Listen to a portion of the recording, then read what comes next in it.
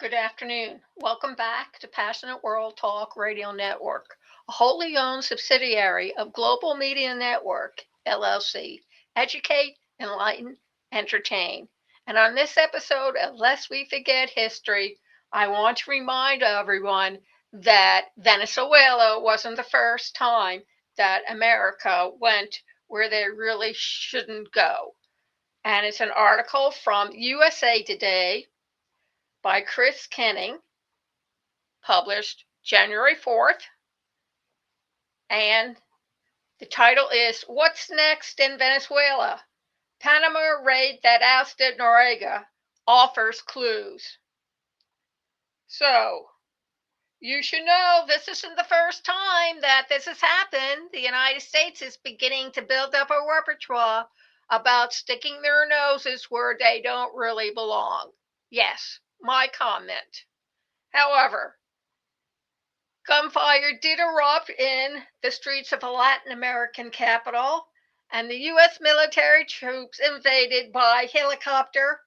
A foreign leader accused of drug trafficking was hauled off to America in handcuffs.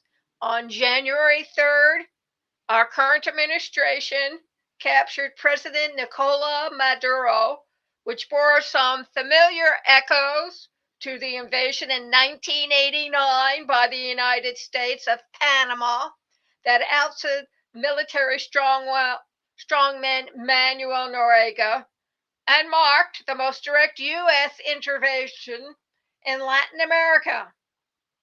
Don't forget that. But experts, political, says even though there are similarities and that there are interventions, they differ in major ways, and it can make achieving the USA goals more challenging this time following a raid that has received regional and overseas anxiety. Our current president said January 3rd that his administration will, quote, run the country for a time and described an apparent nation building effort. He said it would be funded by Venezuela's vast oil reserves to be tapped by American oil companies that were kicked out in the 2000s, 25 years ago. While many in Panama view Noriega's ouster as setting on a path to becoming a growing and stable democracy, despite the deaths and trauma, the result was far less certain in a much bigger and complex nation beset by poverty, crime, and lingering resistance. We weren't welcomed. Shaping a post invasion future was a much easier task in a small country, Panama, because existing American troops linked to the Panama Canal were already there and after. And Will Freeman, a Latin American fellow at the Council on Foreign Relations, said, while details have remained scant, Freeman said he doubts the U.S. will field a full Iraq style occupation force. Doesn't that make you feel better?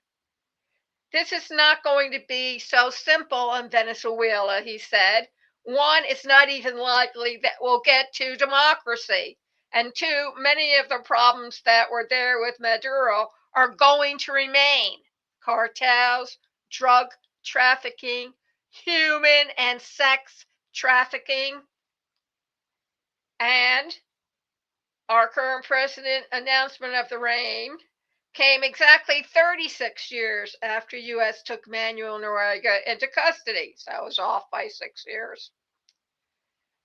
The famously Acme scarred military strongman was once a U.S. ally who had been recruited by the CIA. There seems to be a lot of recruitments down in South and Latin America by the CIA. Makes you wonder why. To staunch the spread of communism. But he drew increasing U.S. ire for growing hostilities in action, such as annulling an election and cracking down violently on the opposition. Gee, doesn't that make you wonder about our current president and how he's violently cracking down on states, demonstrations, people who are blue? Yes, well, we won't go into that. In 1989, President George H.W. Bush cited all authoritarian rule, concern about the security of the Panama Canal, and U.S. drug trafficking and money laundering charges, ordered Operation Just Cause. Kind of wonder who's being just in that respect. It tapped more than 20,000 U.S. troops, mainly already in Panama, to seize control of military and infrastructure sites. A new president was sworn in soon afterwards. Maduro's capture also stems from a history of conflict with us. Makes you wonder. Maduro came to power as the successor to President Hugo Chavez, a socialist leader who gained leadership in the late 1990s. The nation has since faced a mix of authoritarianism and skyrocketing poverty, crime, and inflation. Gee, it does sound pretty much like the US of A in the 21st century. Like Noriega, Maduro was indicted by U.S. prosecutors in 2020 on drug trafficking charges. But he's a less significant figure in drugs than Noriega or Juan Orlando Hernandez, the former president of Honduras, who our president recently pardoned. Do you think that's going to happen here? Said Michael Shifter, an adjunct professor at Georgetown University Wash School of Foreign Service. Pressure to oust Maduro gained steam since our current president was reelected last year, and in recent months, the U.S. military buildup in the region included the deployment of aircraft carriers and fatal military strikes on small boats alleged to be carrying drugs. Anybody ever see these drugs that they're alleged to have? They comb the water for it, did they? Air Force General Dan Kane, chairman of the Joint Chiefs of Staff, said U.S. authorities spent time tracking Maduro's daily routines and moves before the military raid in which Maduro was captured by U.S. Special Forces at his compound. Reminds you of Iraq and his compound, huh? A U.S. force cut power and descended on Maduro. The military encountered some resistance, including a helicopter struck by a bullet and returned fire. Maduro did not make it to a reinforced steel safe room he was trying to reach, Kane said. Images and video, what they want you to see, of course, showed explosions, burning vehicles, plumes of smoke rising over the capital city of Caracas, and a swarm of low-flying helicopters.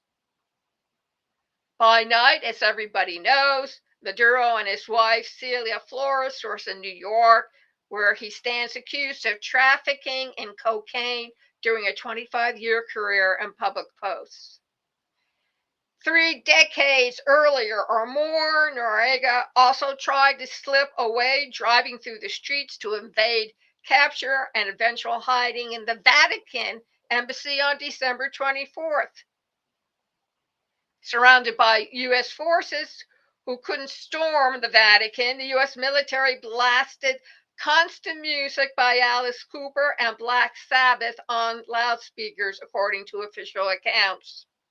Yeah, well, that would drive anybody crazy.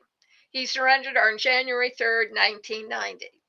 He was convicted, and he spent the rest of his life in U.S., French, and Panamanian prisons before dying in 2017. Both attacks are part of a century-long history of U.S. intervention, directly and indirectly, in the politics of Latin American countries such as Cuba, the Dominican Republic, and Haiti. A thought. I find this fascinating because all our presidents who feel like outsiders, specifically Russia and China, who interfere with U.S. elections get very upset and threaten military response.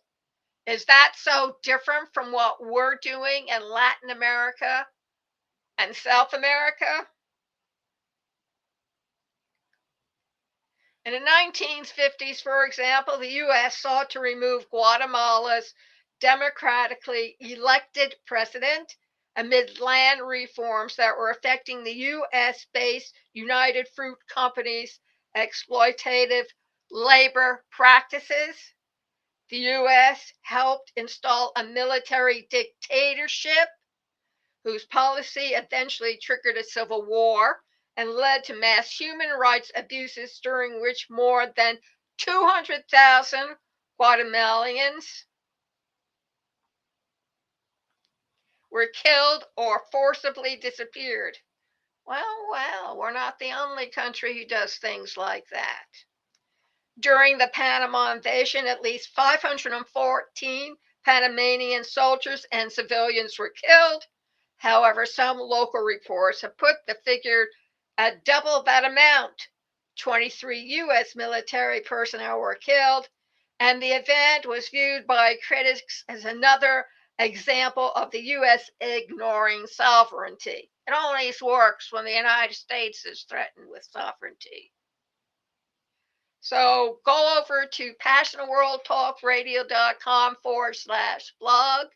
Listen to today's episode. Go to the link that's provided and read the rest of the story. And please tell us your comments. Send them to pwrnetworkllc@gmail.com. Tell us what you think. Are we that different from the rest of the world's dictator? I mean, that's how Hitler started out. He invaded Poland, Austria, and eventually France. Think about it. I'm sure they're thinking about it overseas, especially our NATO allies. Thank you very much for listening and have an awesome weekend.